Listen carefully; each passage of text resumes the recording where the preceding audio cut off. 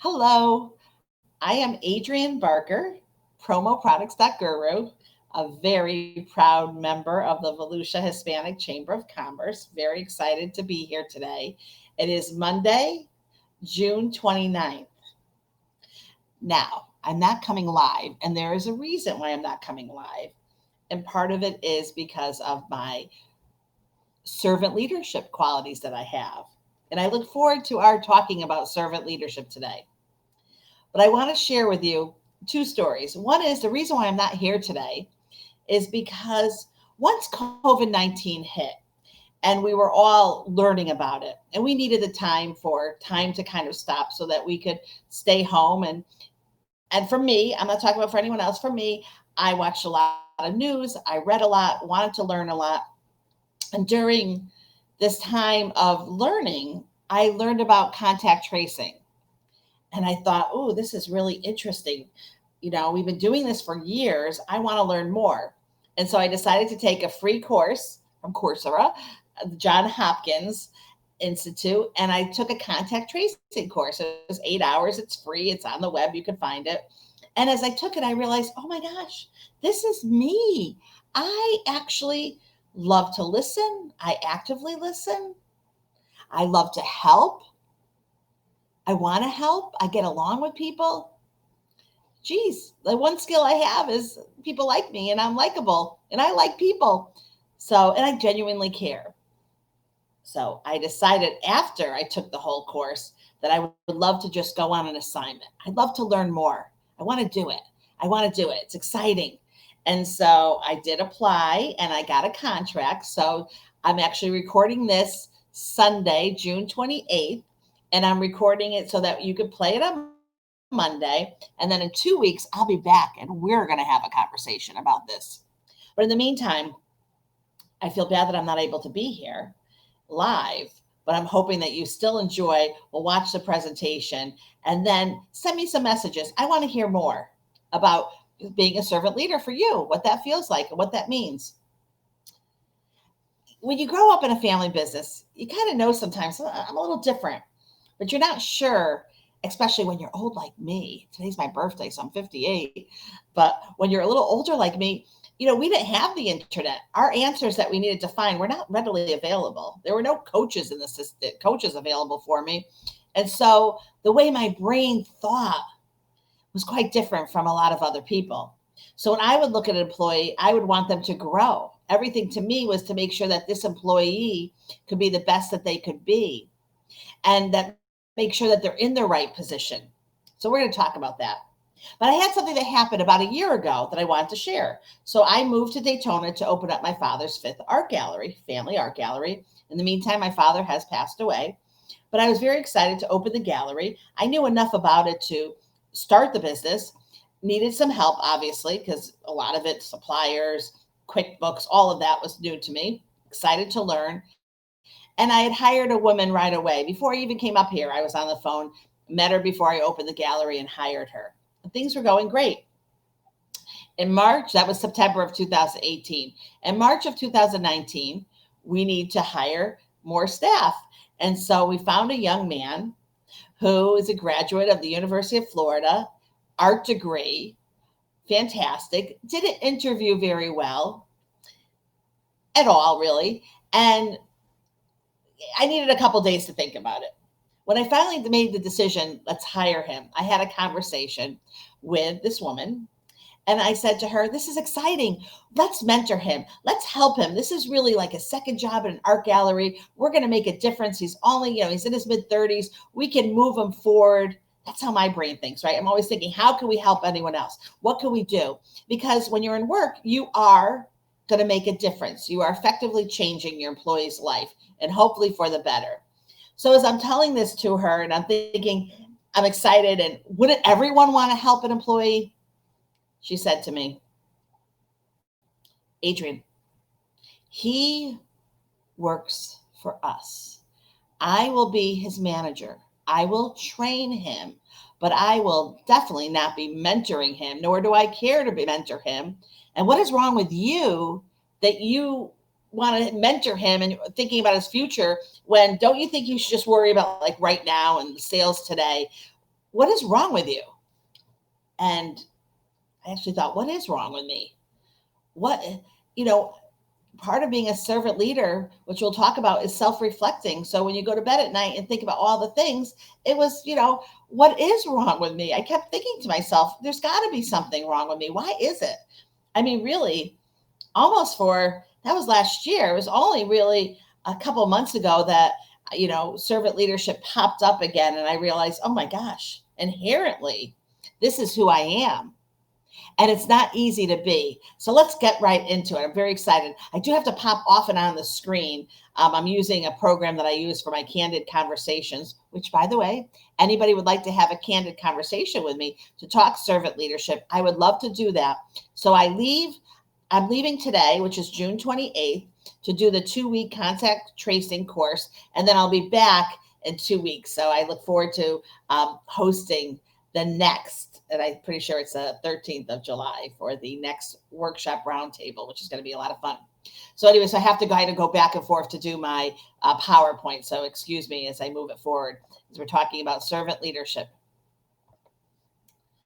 So I don't want to read this all to you. We all can understand that servant's leadership is, and it can be seen as a contradictory term. We can figure that out, right? That makes sense. But it's very popular and it's gaining traction right now. And the idea is that fixing solutions come right with the employee and focusing on their success. And I don't know about you, but I know in certain fields, it's very, very difficult when you're working and you're an employee and your manager's not caring enough to train you. Things are being said to you that really show a lack of empathy and caring. And maybe even you have a leader that is consistently making sure that you're not trained, talking behind your back, setting you up not for any kind of success. That is a problem. And we probably have family and friends that are telling us about this.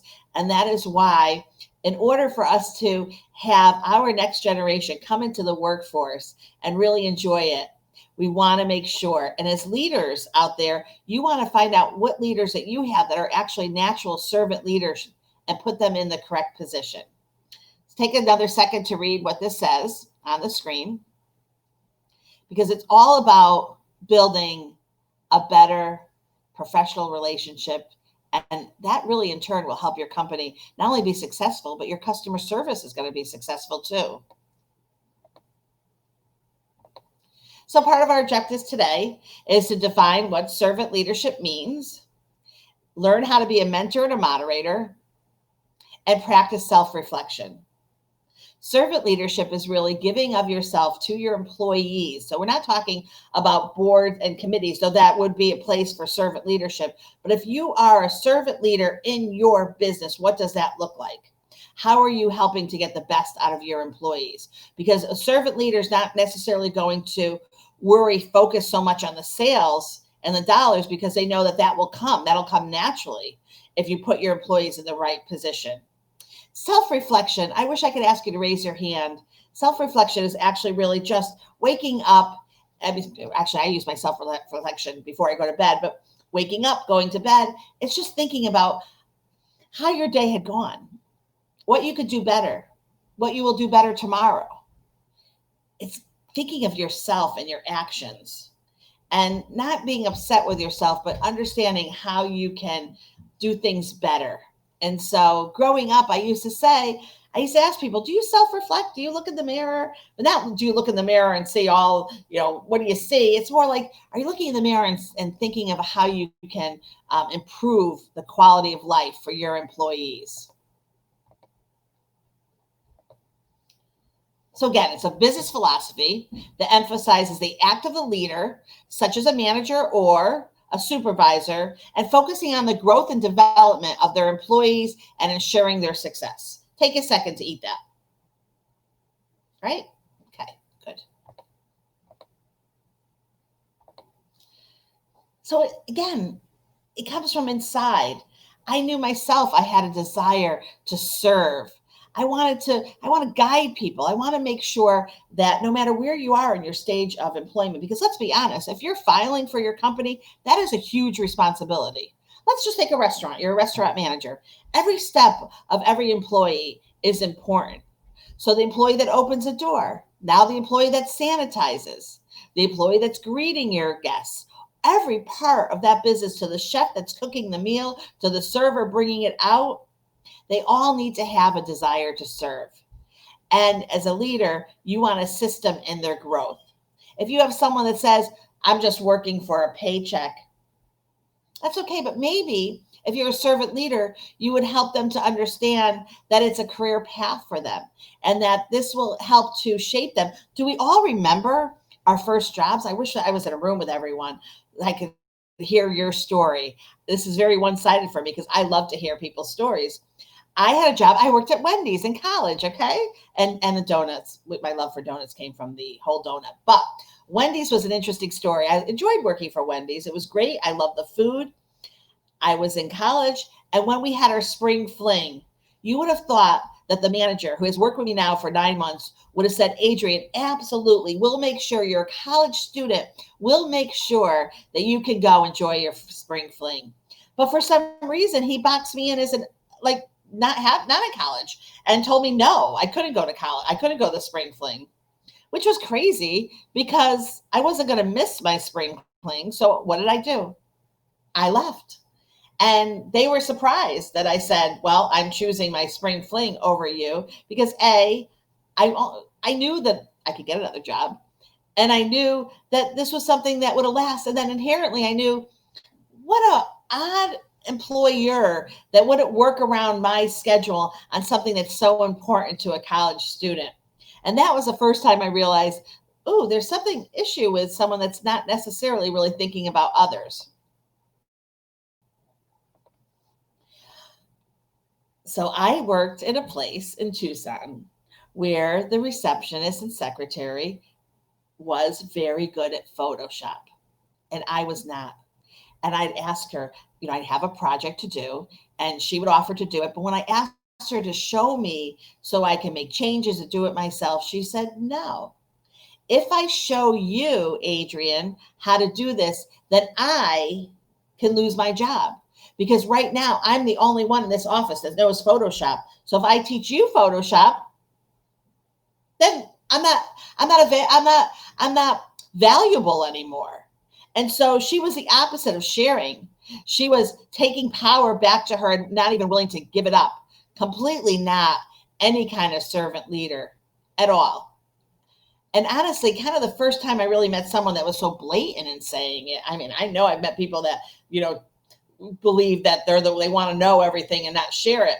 But she said it verbally. That was really what surprised me and had me thinking. So when you read this, asking employees' opinions, how important is that? And working together on challenges, you could read this and be like, oh, that's me. I'm definitely all that. But are you really? Are you sitting down and listening to your employees and asking them what their opinions are? Do you have a suggestion box in your office? Are you open? Is your first hour of the day committed to a town hall kind of appearance so that you can find out what your employees' struggles are? That's all important in a servant leader. Are you putting others first? This is a big one too, so that you can make sure. So as a servant leader, if your employee needs to leave, they have their birthday or whatever it may be off, and you are planning that day, are you putting their needs first? Are you saying, okay, you go and I'll stay? That's totally understandable. It's important to make sure that you're putting their growth and their success first too. Are you delivering feedback? Feedback is so important. People want feedback. If you do, let's just say you're sending out your sales numbers every day. Do you want someone to say great every single great? Like, at what point does great become a nothing? At what point does that mean nothing? So sometimes you really want to make sure that you're delivering feedback that is essential. Actually, ask questions. Look like you've really made the choice to really review what they're doing. Because sometimes leaders will come back and they'll write something and you're like, oh, they didn't even look at what I was doing. And that's a problem. And develop your relationships. That's really important too. And there's a difference. You don't need to know what your employee is doing in the middle of the night or all of their family problems. That's not what we mean with empathy and servant leadership. It's focused on the work that they're doing and they're bringing. And if some of their issues outside the work are coming in, then yes, you want to manage that too in such a way that you can help them to come back and bring back their productivity. You cannot be their social worker either. So you want to be careful of that.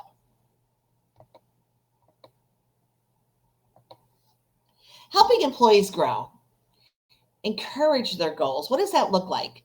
So you have an employee and they did $250,000 in sales their first year. And do you say to them, okay, 2020, you did 250,000. 2021, we got you at $500,000. You can do it. That is not managing their goals. Sitting down and finding out what the majority of the sales were. Let's just say there's 3 sales that were over 25,000. Working with them to make sure that they are able to get the repeat business back, or will they not? Or how can they make up if that was a one-time client? So taking the time to sit down, just don't send out a blanket, here's your goals. And that may sound like, well, I don't do that. But you know what? A lot of leaders do that. And they don't take time to really sit down and make sure that your goals match that employee and that it makes sense. And give feedback when possible. You know, we talk about constructive criticism, but that is so important to make sure that someone knows where they are. And I worked for Muscular Dystrophy Association for over 10 years, and they always said, nobody's 100% perfect, right? So you got to leave room for getting there. So, get them over here and then let them know that this is where they're going to achieve. So that's important. Listen to the questions, listen to the requests. Don't be focused in other ways. It's very important. So we know there are many different types of leadership, and oh boy, there's plenty of workshops available to look at the different leadership styles, right? Oh my gosh, I love that. And I love that we're all learning, so that's important too. And servant leadership is not for everyone. But if you wanted to know about servant leadership, and if you're thinking this is a path, then I'm excited that you're here so we can talk about it. So as you can see, different types of leaders, and each one has a different method and approach to handling conflict and success. However, many leaders often blend their different styles together, and that way they can do the best for their employee. Now, I just happen to have a Democratic leadership style. I like voting. I'll tell you a story. So when we had an office in Celebration, Florida, and I came down, and I naturally just love committee work and board work. So I've served on many different committees and boards in the various areas where I lived. Always from the beginning to the end, I've always fulfilled inside my mind, my contract for the time. So whatever that time was, I've served the time that I needed to, and I've served on boards with the Children's Advocacy Center and Give Kids Safe Shelter and Celebration Area Council and different board members of different chambers. I was on the Kissimmee Osceola Chamber, the Hollywood Chamber of Commerce. I was on the board of directors for the Hollandale Chamber of Commerce. I was on the board of directors for the GLBT Tucson Chamber of Commerce. I mean, I've been involved in a lot, industry boards, all of that. And I noticed my leadership style is definitely Democratic. I want everyone to be able to chime in and say what they want to do. So when I was in Celebration, I created a program called the Spirit of Caring, because I realized I'm on all these boards and committees, but my staff is not. So first it was defining to them what it feels like to serve and how great it is. And when you find your passion and what their passion is at now. And a few of the staff really didn't have any passion. So I said, okay, let's all take a couple of weeks and let's look in the community of what you feel like your passion would be. Reach out to that nonprofit, invite them to come in and talk with us if needed.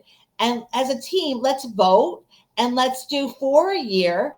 And 4 times a year, we'll help whoever the employee is for that time achieve the value and the experience and the excitement and fulfilling your passion for working with a nonprofit that you love.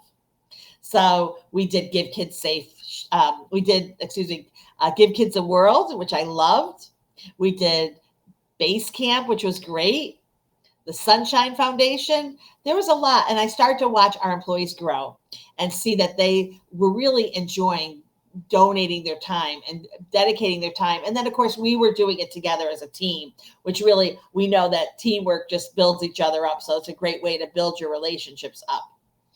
Our employees felt more valued too. You can't, that kind of experience is something that is so important to each of us. But remember, someone younger may not know how to serve. So if you're a servant leader and you have a company, think about doing something like that. The logo is very simple. It was just a chain of people all holding hands and in a nice spirit of caring way. I would love to work with your company if you'd like to create one. And the idea is that the employees themselves pick exactly what it is that they would love to do. Now, we know that we have some leaders that have that laissez-faire style. They worry about micromanaging. I don't want to micromanage an employee. That's not the way to do it. Well, you know what? We need to talk about that. So, giving freedom among employees, that's nice. And, not having to have them, say what they want to do. But here's my problem with this is that I've been an employee and I've been an employer. And I think that really makes a difference too. If you were born in a business, you own and you haven't had that chance to know what it feels like to be an employee, or it's been many, many years, decades, then that's probably not going to make you the best. Because micromanaging, that's a term that doesn't really even make sense to me. What does that mean? So your employee gets in and you're going to micromanage. Okay, now walk over to the computer and turn it on. No, but micromanaging to me, to be successful, is know that people want to share what they've done during the day. They want to tell you how exciting it is. So that's good. So you want to leave an open door. You don't want to micromanage them so that they feel like they can't, all of a sudden everything is so like managed. But you want to be able to make sure that they know. It's not micromanaging someone to ask them questions and to make sure that they're happy with what they're doing and how was their success that day and what does the success tomorrow look like and what does the success look like next week and how to get them to complete the success, and making sure no matter how great a sales day they had, let's say they had a crazy, amazing $5,000 sales day, helping them to figure out why it was successful that day and how to do it.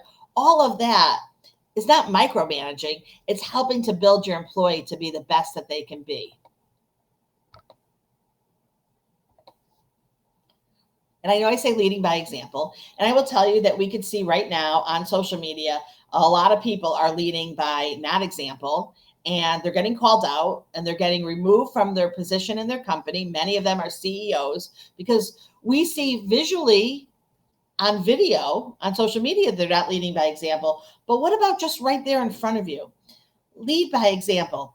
If you are during COVID-19 right now, and you're a manager, and you need to wear a mask because it's mandatory where you live, where you are, where you work, wear the mask. I was out in Orlando, and I couldn't believe that we were in a resort area. So there's a little kitchen area where you can eat by the pool. Really fun. Love that. And the manager was not wearing a mask. So were the other staff wearing a mask? Of course not, because the manager felt that he didn't need to wear a mask. I asked so I could find out what was going on. You are the example. Be that example. Servant leader understands that. They know that the employees look up to them. They look up to their employees too. They inspire and motivate employees, but they also know that their employees can motivate and inspire them. Giving feedback is so important too. I'm going to talk, that's really important. And there's a path goal theory, the supported leadership.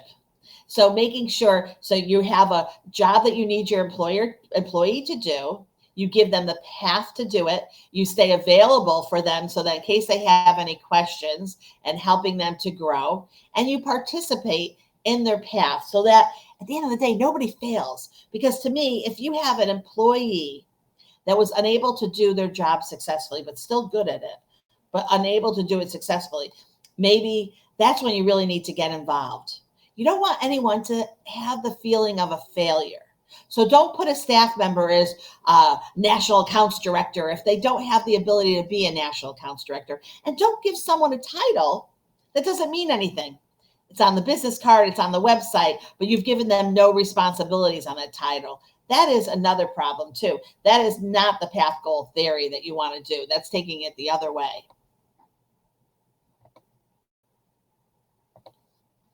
Sharing the power is so important. And as a servant leader, you do that naturally because you don't need the spotlight. You don't have that kind of narcissistic personality where, oh my God, everything is me. And you hear this all the time, right? We all had an idea together, but when Joe got up to speak about the idea, it became Joe's idea. Is that really how you want to be? Is that really how you want people to think of you? Is that, oh, Joe, he steals people's idea. Oh, we spent 3 weeks working on this project with Joe. I worked 20 nights in a row for 4 extra hours, and Joe took all the credit. So no Joe, right? No Joe. No Joe means no joking around. So for some leaders, learning to share the power can be one of the hardest obstacles that they've ever had to deal with. So after all, leaders are supposed to have a feeling of power and use it when they can, or should they?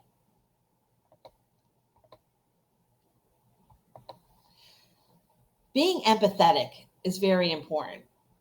And we're not talking sympathetic, we're talking empathetic. So giving someone sympathy, feeling bad for where they are, oh, I'm so sorry that you're going through that at home. That's got to be so difficult. We're not asking you to be sympathetic. We're being empathetic, being compassionate. I understand what you're going through at home. Let's make sure during the day when you're working that we keep your stress at a minimal and that you're really enjoying work. What can we do to do that together? That's really important. So looking at the challenges and obstacles, helping them to focus on that, not focusing on your weakness. Oh, I know your mother's sick in the hospital, so maybe you shouldn't be here today. Maybe you shouldn't do that project today. Listen, be empathetic, and help work on the obstacles that they may have. Oh, another show of hands, please. I would love to see a show of hands. Who doesn't know how to delegate? I learned how to delegate when I went to a presentation that explained to me that delegation is a gift that you give to an employee. It's a gift of trust. It's a gift of faith. It's a gift of confidence. And it's a gift of skill. And it's a gift of helping them to learn.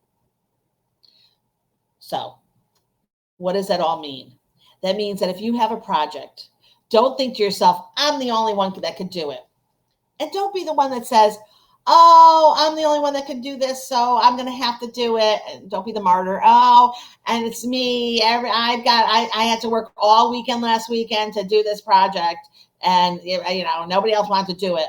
Is that true? Delegation means you're saying to someone, here's this project, and I know you're going to do a great job with it, and I have an open door. So if you need any questions, have any questions or need any help, I'm here to help you. Who likes to delegate? Please make a message and send it to me because I want to hear your delegation stories.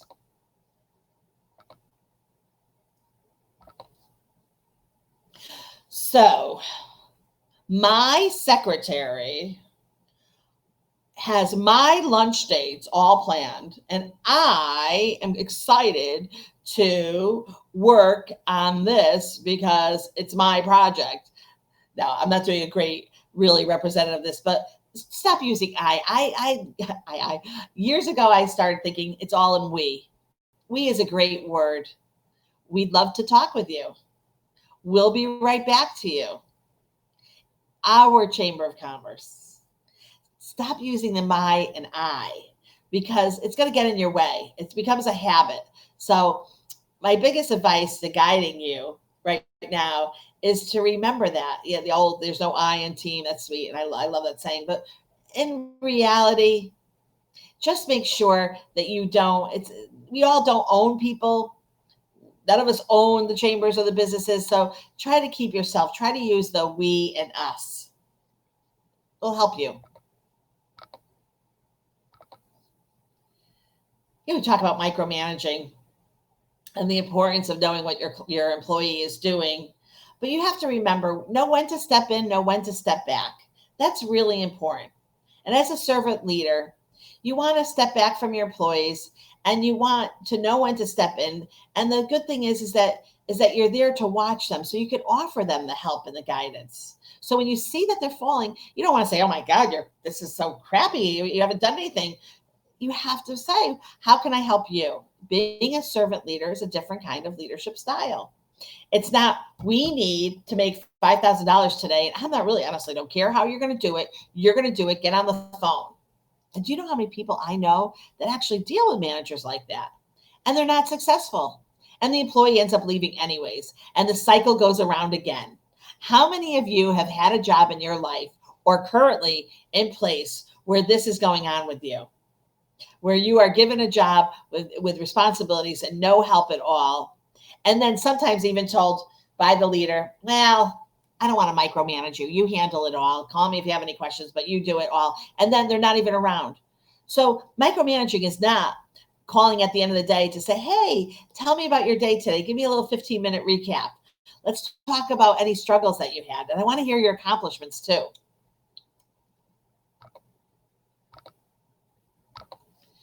It's a little case study because it's fun. Okay, so Tim is speaking with his co-manager, Dorothy. And David, one of the employees, just lost a family member and he's unable to come in. And Tim is playing the hero and saying, "Oh my God, I have so much work to do, Dorothy. This is crazy. I have to do all of Dave's job because he's not here." And Dorothy says to Tim, "But wait a second. Why aren't you delegating?"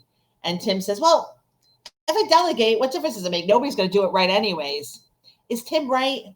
No. And it's important for Dorothy to step in and say, "Tim, let's look what's on your plate.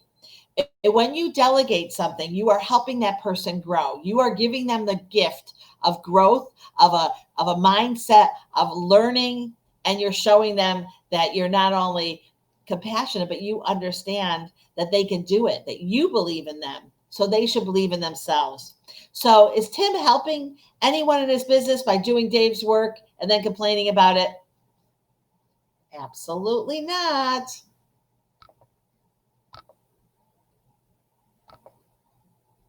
I like questions. So take a second to look at these questions right here. I can't really see the screen to read them to you, and I don't remember every one of them, but it's important. I just want to have you just take this second to just read it. And then I could give you the slide too, so that's totally fine. You got a feeling for the leadership, what's taking place, what you need?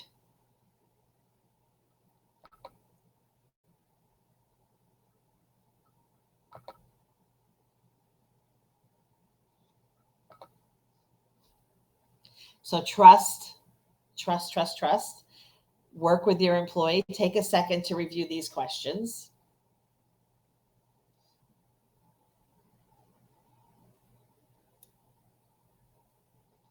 You think you got it? Good. There'll be a test a little later.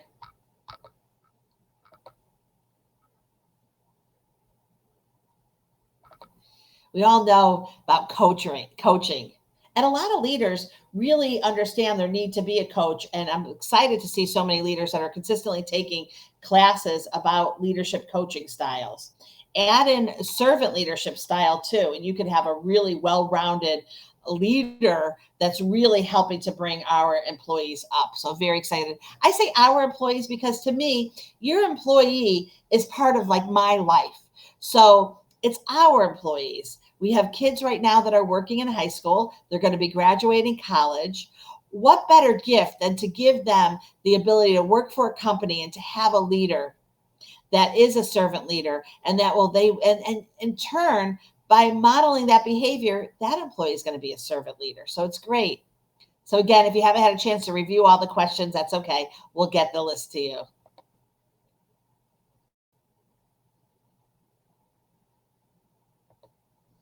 Notice if your employee is not progressing. Keep an eye on your employee. If you're already doing the feedback and you're working with them, this will come naturally for you.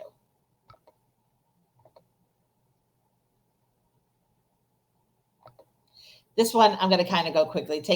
I'll give you like 10 seconds.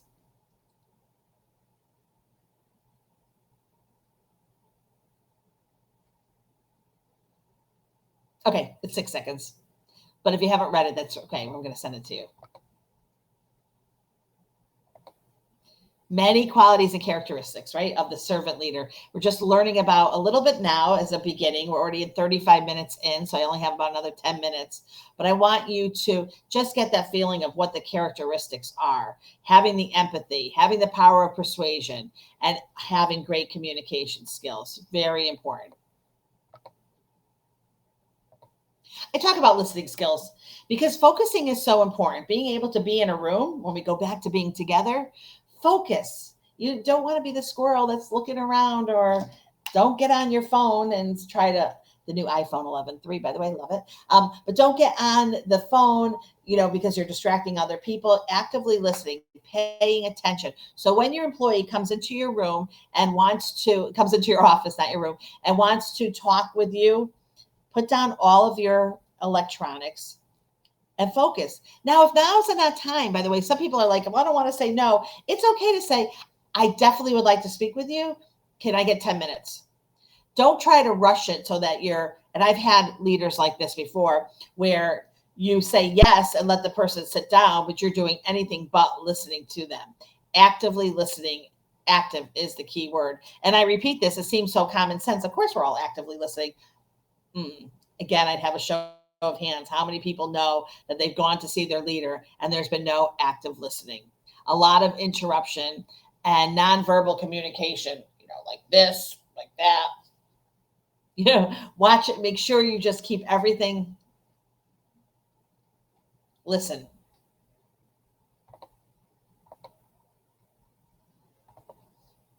Do you know the difference between coercion and persuasive? Because coercion is like intimidation, manipulation. You need to get the $5,000. If you don't make those sales today and accomplish that goal, well, you probably won't be here tomorrow. That's probably going to be what's happening. That is coercion. If you're persuasion, you're going to say, hey, let's come up with some ideas of how you can make that $5,000 goals. Let's sit down together and talk about that.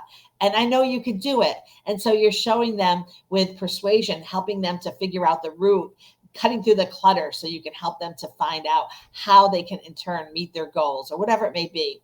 So if you're persuasive, you're going to know all the facts. You're going to help them to achieve their goals, and you're going to know when to listen.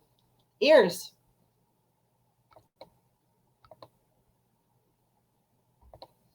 Always as a leader, recognize opportunities. Observe your employee. Keep an open communication. Perform evaluation, so important. I worked in an office one time where the employer, our senior director, he had his own hours. So he got there, maybe he got in the office around 7 a.m., but we didn't open and start till 9.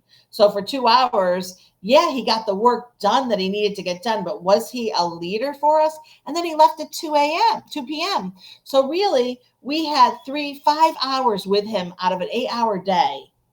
How was he observing us? And often we maybe would only come in towards the afternoon when we got done with all of our early morning meetings. So I couldn't believe that this leader was really doing the opposite, because he thought he was so concentrating on the work that he was doing, he forgot that he was a leader, and that in order to lead and observe us and keeping open communication and performing evaluations, wouldn't he have to kind of be there? That makes sense. Performing evaluations is so important too. I can't believe, growing up in the family business, evaluations were tough. I really had to convince my parents why it made sense and how important it was, and that people want the feedback. They want to know where they are. They want to know where they can grow. They want to know how far they can go, right? Most people say they want to know where that glass ceiling is and how to get there. And they want to be, if you got look at your employees. You may want to have one employee that says, I'm happy just being a secretary. This is my job. I love it. I don't want to take my work home. I want to go home. I want to leave the office, enjoy what I did during the day, and go home. And then you have someone like me. I want to do more than just, be a secretary. I want to do more. I want to learn. I want to help formulate and change and mold someone's life. And I was ridiculed by it. But I can look back now at 58 and say, I'm proud that I understand what a servant leader is now. And that I was doing exactly what I'm teaching you. So I'm not just reading this as, oh, this is a workshop. I wish I had this knowledge. It would have been amazing for me to have been able to be a little more proud of the way my brain was thinking. But I want you to be proud of being a servant leader.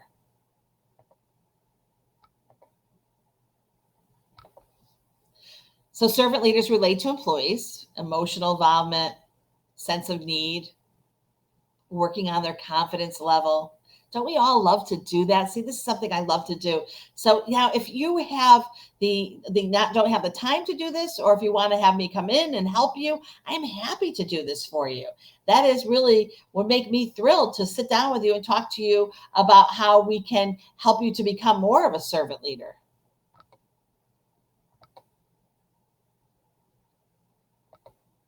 A few more of these review questions just so you can see them. And I could talk way through it, but I'm not going to right now. I'm going to give you just a couple seconds to see what it is so that you can kind of get a feeling. And my computer's a little hard to read anyways, but look at the questions. The answers are right there, so they make sense, right?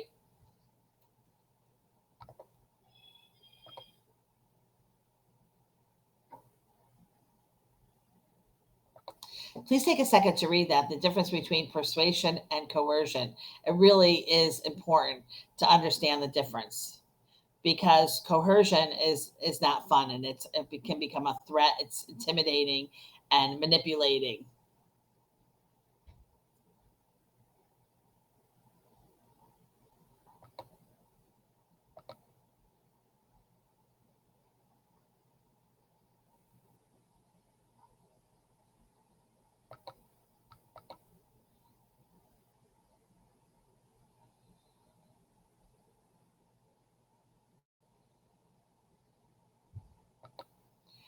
Build your confidence of your employee. This is so important. I know these questions seem fairly simple, but I think that all of us not only need a reminder of doing this, but we're all in it together for the growth of our employees. I feel like this is something that will make the world a greater place. This will help when we go into the store. This just to see people really loving their positions that they're in. I think we see it often in retail and in grocery stores for some reason, especially if you have the teller and the bagger and they're chatting. And some of them aren't even taught to focus on the client. The other day I was in a well-known shopping grocery store, and they were talking throughout the whole thing, which was weird to me because I'm like, I had to really keep an eye on making sure she wasn't making a mistake, because I know if I'm not focused, if I'm having a conversation and doing something else, usually I screw up. So I'm trying to see, is she messing up somewhere? What's going on? I don't want to be rude and say, I've stopped being, I stopped trying to consistently school people. I did have that, a little bit of that, excuse me, you do know that I'm standing in front of you and you should really be concentrating on me. That's called good customer service. It's not up to me to do that. It's up to the managers of the store. If they, so that's why important. So if you work in a grocery store, what do you want to do? You want to be on the floor and you want to look and see what your employees are doing, how they're interacting. That only makes sense, right? To make sure. And then to give the feedback. That is growth. Don't give the feedback in such a way that they're angry. If you're good as a servant leader, you're going to give the feedback and they're going to say, oh my gosh, I definitely can do this. And oh, if I do this for like 3 months straight, I can actually go into a little bit better position, which I would love. So if you're a bagger, work hard to show. If you want to be, remember, it's okay to be a bagger. There's no position in any work that's not important. And one of the things I love about China is that there's a position for everyone. So when you go to China, and I can't wait till doors open again because I really love the country, that, it's so clean. You can eat off the floors of the train stations. There's a job for everyone. Everyone loves their job that they have. They've worked hard in their life and schooling to make sure. I'm not sure what servant leadership looks like in China. So if you know, please let me know.